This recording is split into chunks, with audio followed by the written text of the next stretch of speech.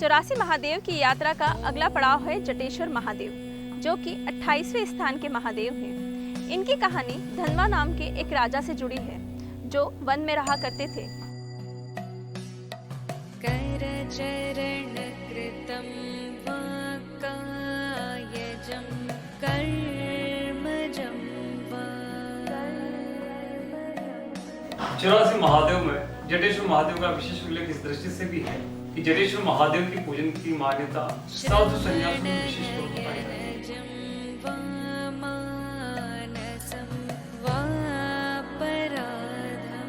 अपनी जटा से संबंधित साथ ही वीरभद्र और अन्य जो सेवक हैं उनसे जुड़ी हुई अवस्था की कथा है।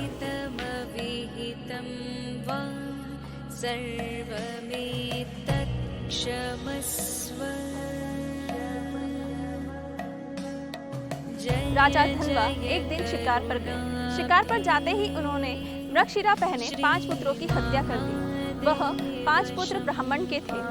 ब्रह्म हत्या का पाप लगते ही वह सीधे देवरात मुनि के आश्रम पहुंचे। देवरात मुनि को उन्होंने सारा वृत्तांत कह सुनाया। यह सुनकर मुनि ने उन्हें आश्वासन दिया कि भगवान की पूजन से यह पाप नष्ट हो जाएगा। लेकिन भगवान के पूजन मात्र से यह पाप नष्ट होगा, यह सुनकर राजा और क्रोधित हो गए और उन्होंने देवरात ऋषि की भी हत्या कर दी।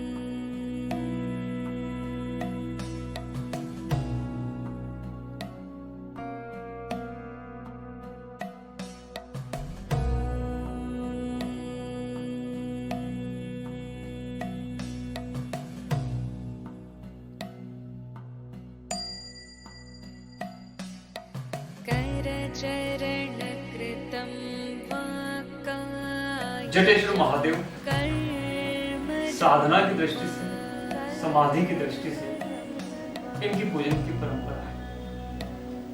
मूल रूप से गृहस्थ यहाँ पे प्रवेश कम ही करते हैं, क्योंकि यह अध्यात्म की पराकाष्ठा से संबंधित है। हम जानते हैं ज्ञान की पराकाष्ठा वैराग्य। वैरागी लोग या जिन्हें वेद के प्रति राग है, जो संसार से ऊपर उठे हुए हैं और दिव्य रहस्य तथा परमात्मा के चिंतन का अनुकरण करते हैं, वे जटेश्वर महादेव की पूजन करते हैं। श्री महादेव शंभो। उनकी हत्या कर जब वह आगे बढ़े तो घने जंगलों में पहुंच गए। वहां से वह आगे चले और उन्होंने कपिला गाय की भी हत्या कर दी।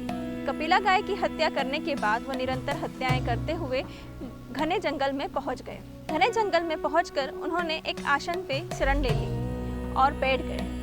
कुछ समय बाद उन्हें नींद लग गई। उसी बीच कुछ व्याघ्र वहां आए और उन पर हमला करने लगे।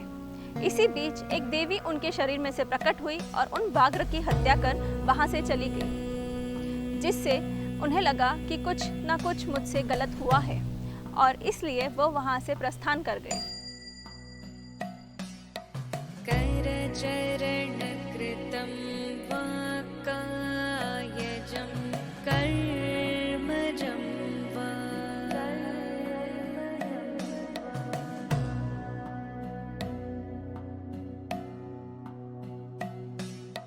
श्रवणनयनजं वा मानसं वापराधं वा। जटेश्वर महादेव का मंदिर मध्य पूर्व के विशिष्ट कोण को इंगित करता है। चूंकि समाधि के विज्ञान की हम बात करें तो समाधि के मूल बिंदु से इस मध्य पूर्व बिंदु का संबंध है। जय जय करुणाब्धि श्री महादेव शंभो।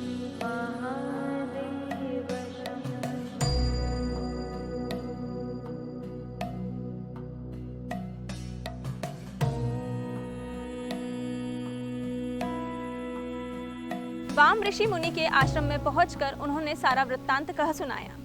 वाम ऋषि मुनि ने उन्हें कहा कि तुम महाकाल वन में जाओ, वहाँ तपस्या करो, भगवान शिव तुम्हारे सभी पापों का नाश करेंगे।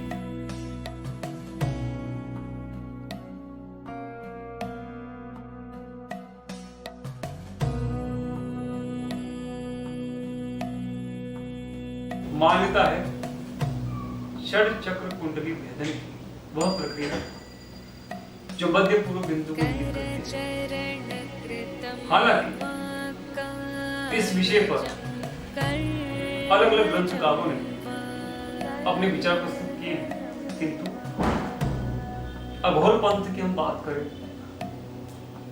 या मूल शिव तत्व की हम बात करें तो यह तो उदय से संबंधित है और अस्त के मध्य में। यहाँ पर शब्द तथा सिद्धांत दोनों ही अस्थिर हैं। ऐसा भी कह सकते हैं कि सामान्य गृहस्थी को जटेश्वर को समझना सरल नहीं है, क्योंकि यहाँ रहस्य और अध्यात्म है और चूंकि साधना जब तक प्रबलता को धारण नहीं करेगी तब तक इनके स्वरूप को समझना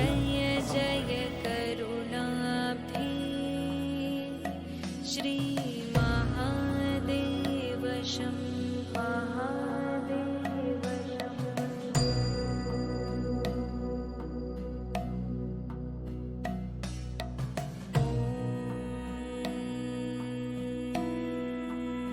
महाकाल वन में पहुंचकर धनवा ने भगवान का पूजन अर्चन करना आरंभ कर दिया। उन्होंने यहाँ पर आराधना करते करते अपनी जटाएं भी बढ़ा ली थी। भगवान शिव जब प्रकट हुए तो धनवा की जटाएं बहुत बढ़ चुकी थी, इसलिए इस स्थान को जटेश्वर महादेव के नाम से जाना जाता है और ऐसा माना जाता है कि इस स्थान के दर्शन मात्र से सभी कष्टों का नाश होता है और पापों का भी नाश होता है।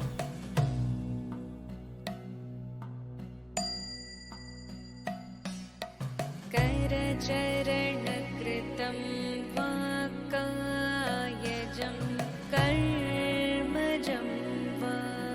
जटेश्वर महादेव हालांकि साधु सन्यासियों से संबंधित है, मूल रूप से इनकी पूजन की परंपरा वैरागियों की मानी जाती है। फिर भी कोई गृहस्थ, कोई दुखी, कोई चिंतित, कोई भयभीत, साधक, दर्शनार्थी, भक्त, आम आदमी जो भी इनके दर्शन करता है, उनके दर्शन से कलुष समाप्त होते हैं, नए मार्ग का श्री गणेश होता है, साथ ही दिव्य दृष्टि और बुद्धि की प्राप्ति। श्री महादेव शंभो महादेव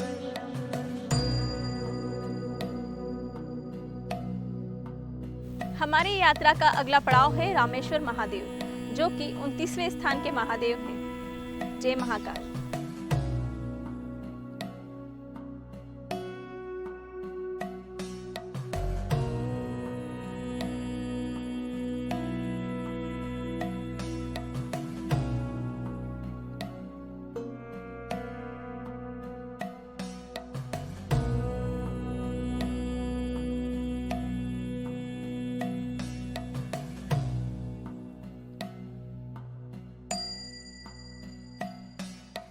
कर चरण